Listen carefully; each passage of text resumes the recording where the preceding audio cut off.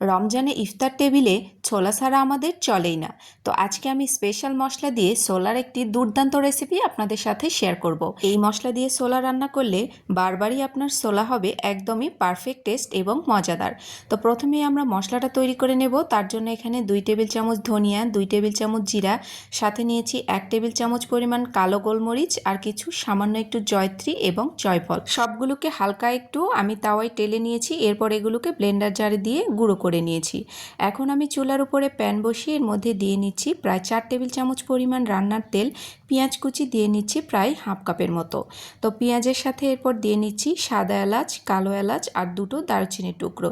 এগুলোকে পেঁয়াজের সাথে 2 থেকে 3 মিনিটের মতো নাড়াচাড়া করে পেঁয়াজের কালারটা যখন হালকা চেঞ্জ হয়ে আসবে এর মধ্যে আমি দিয়ে নিচ্ছি সেদ্ধ করে কেটে টুকরো করা আলু। আমি আলুগুলোকে সেদ্ধ করে টুকরো করে কেটে নিয়েছি। আপনারা চাইলে এখানে কাঁচা আলুও ব্যবহার করতে পারেন। যেহেতু আমি ছোলাগুলোকে আগে সিদ্ধ করে রেখেছি এজন্য আমি এখানে সেদ্ধ আলুই ব্যবহার করছি। এরপর দিয়ে নিচ্ছি স্বাদমতো লবণ, দিয়ে নেব লাল মরিচের গুঁড়ো প্রায় 2 টেবিল চামচ পরিমাণ। আমি আজকে একটু ঝাল করে রান্না করে নেব। এরপর দিয়ে নিচ্ছি হলুদের গুঁড়ো 1 টেবিল চামচ পরিমাণ। এরপর দিয়ে নিচ্ছি সেই স্পেশাল মশলা, আমি যে মশলাটা তৈরি করেছিলাম সেটা এখানে 1 টেবিল চামচ পরিমাণ দিয়ে নিয়েছি। এরপর দিয়ে নেব আদা এবং রসুন বাটা প্রায় 1 টেবিল চামচের মতো। এটা আমি দিয়ে ভালো মতো করে নাড়াচাড়া করে নিচ্ছি। তো দেখুন মশলার কালারটা কত সুন্দর এসেছে। এই মশলা দিয়ে ছোলা রান্না করলে একদম পারফেক্ট ও দুর্দান্ত রসালো গ্রেভিযুক্ত একটি ছোলা আপনিও রান্না করতে পারবেন। তো আমি কিছু পানি দিয়ে মশলাটাকে আরও কিছুক্ষণ কষিয়ে নিয়েছি।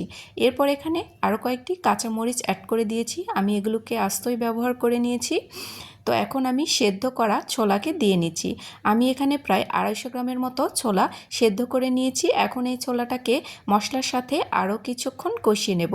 তো মশলার সাথে নাড়াচাড়া করে নিচ্ছি। এরপর আমি এই ছোলার মধ্যে দিয়ে নেব বেশ কিছুটা পানি।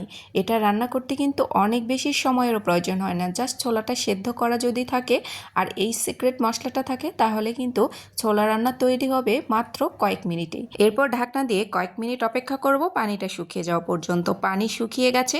এই পর্যায়ে দিয়ে নিচ্ছি আরও 1 টেবিল চামচ পরিমাণ সেই মশলাটা। ব্যাস ছোলা রান্না হয়ে গেছে।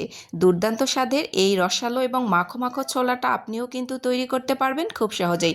অবশ্যই এই মশলাটা রেডি করে একবার হলেও এইভাবে ছোলা রান্না করে দেখবেন। খেতে যেমন দুর্দান্ত হয় আর এটা তৈরি করাও কিন্তু খুবই সহজ।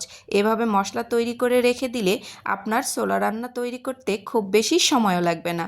তো এটা হয়ে গেছে। আমি এটাকে কিছুক্ষণের জন্য ঢাকনা দিয়ে রেখে দেব। কিছুটা ঠান্ডা হলে আমি এটাকে পরিবেশন করে নেব। তো আমি ঢেলে পরিবেশন করে নিয়েছি। তো দেখুন উপরে কিছুটা শসা কুচি দিয়ে আমি এটাকে পরিবেশন করেছি। তো কেমন হয়েছে অবশ্যই কমেন্টস করে জানাতে ভুলবেন না। অবশ্যই ট্রাই করবেন। আল্লাহ।